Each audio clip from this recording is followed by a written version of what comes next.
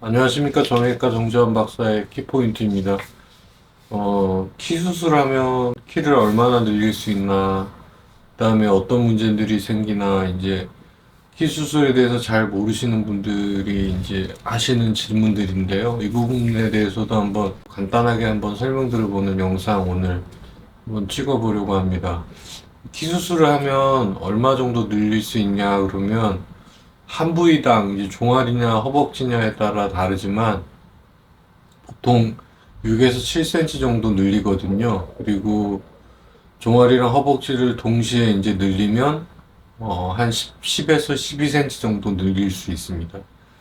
그리고 이제 수술 방법엔 여러 가지가 있는데 외고정을 쓰는 방법, 이런 외고정을 쓰는 장치도 있고 외고정 없이 그냥 뼈 안의 장치만으로도 사용할 수 있는 연장할 수 있는 그런 수술법이 있고요. 이런 장치들은 종아리 사용하면 이제 연장하는 동안 체중 부하를 할 수 있어서 일어서거나 걷는 운동을 할 수가 있고, 허벅지 연장은 조금 다른 장치를 사용하는데 이렇게 생긴 일자형을 사용해서 연장하게 되고, 이런 장치를 사용하면 연장하는 동안 이제 걷거나 서거나 하는 거를 할 수 없습니다.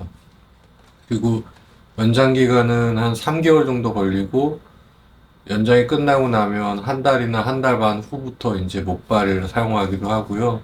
조금 빨리 걷는 분들도 있습니다. 이제 키 수술이라는 게 보통 그런 거고, 종류가 이제 그런 것들이 있습니다. 그 다음에 이제 키 수술하면 어떤 문제들이 생길 수 있냐, 이제 저희 키 수술 환자들이 받는 동의서를 기준으로 해서 몇 가지 이제 설명드려 보면, 이제 제일 먼저 중요하게 생각하는 게 이제 합병증 중에 뼈가 잘 붙냐 안 붙냐, 그게 제일 문제겠죠. 뼈가 잘 안 붙는 게 더 문제고, 뼈가 잘 붙는 경우들도 있는데 문제가 되는 경우도 있는데, 그런 경우는 사실 드물기 때문에 뼈가 이제 너무 뼈진이 안 나와서 뼈가 형성이 안 되는 경우가 있을 수 있는데, 그거를 이제 예방하기 위한 몇 가지 방법들이 있고, 또 연장하는 속도 조절이라든지 물리 재활 치료라든지, 또 그걸 최소화하기 위한 이제 뼈진 형성을 더 많이 뼈가 잘 나오게 하기 위한 수술적인 테크닉도 있습니다. 그 다음에 이제 다리 모양이 변하면 어떡하냐, 다리 모양이 내 마음대로 안 되면 어떡하나, 이제 그런 걱정하실 수 있는데요. 다리 모양은 이제 교정하는 장치로 다리를 다 늘린 후에 대부분 이제 다리 모양을 다시 바꿔주는 그런 장치를 사용하기도 합니다. 그래서 우리가 장치를 달고 연장하고 있는 기간 동안에는 다리를 늘릴 수도 있지만 다리를 모양을 바꿀 수도 있기 때문에 이제 그런 문제는 생기지 않고요. 중요한 부분은 다리를 정확한 엑스레이를 찍기 위해서는 이제 다리를 쭉 뻗거나 정확한 엑스레이 촬영 자세가 나와야 되는데, 재활이 부족하면 이제 그렇지 못하면은 나중에 이제 이 외고정을 빼고 나서 다리 모양이 좀 다르거나 그러면 또 교정을 할 수도 있습니다. 복잡한 교정은 아닌데 이제 직후에는 그런 경우들이 있을 수 있다는 거 정도로 설명드리고요. 그다음에 연부 조직 합병증, 이제 살이나 신경이나 근육에 생기는 합병증은 어떤 게 있냐면, 종아리 연장을 하게 되면 발목이 이렇게 까치발이라고 그래가지고 뒤꿈치가 뜨는 그런 현상이 나타나는데, 그건 일시적인 증상이고, 또 심한 경우에는 이제 시술로 그거를 해결해주면 좀 더 빨리 이제 회복이 가능하기 때문에 시술을 꼭 필요하지 않아도 원하는 환자분들이 있고, 수술 전부터 이제 시술이 필요한 환자들도 있고 그렇습니다.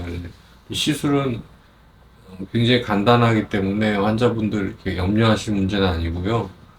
그다음에 이제 신경 증상은 뭐 수술 주변으로 해서 신경이 감각이 좀 먹먹하거나 한 거는 일종의 통증의 한 종류로 보면 될 것 같고, 연장이 이제 키가 많이 컸을 때 다리 끝이 저리거나 발가락 힘이 떨어지거나 하는 중요한 증상이기 때문에, 그럴 때는 좀 연장 속도를 줄이거나 아니면 조금 길이를 줄였다가 다시 늘리거나 하는 방법을 사용하면서 그런 합병증을 예방할 수 있습니다. 그리고 이제 염증은 잘 생기는데요. 이게 이제 핀들이 삽입되어 있기 때문에 핀 주변이 빨개지거나 이제 아프거나 하면 항생제를 사용해서 염증을 이제 치료해 주는 정도로, 그러니까 핀 주변이 좀 덧나는 정도로 생각하시면 되고, 많은 환자들이 한 번씩은 경험하는 그런 문제들로 이제 보면 됩니다. 골수염은 이제 뼈 안까지 염증이 파급돼서 뭐 큰 문제가 생기는 건데, 그런 문제들은 이제 발생할 가능성이 굉장히 희박하고 아마 국내 병원에서는 이런 문제들이 생기지 않았을 겁니다.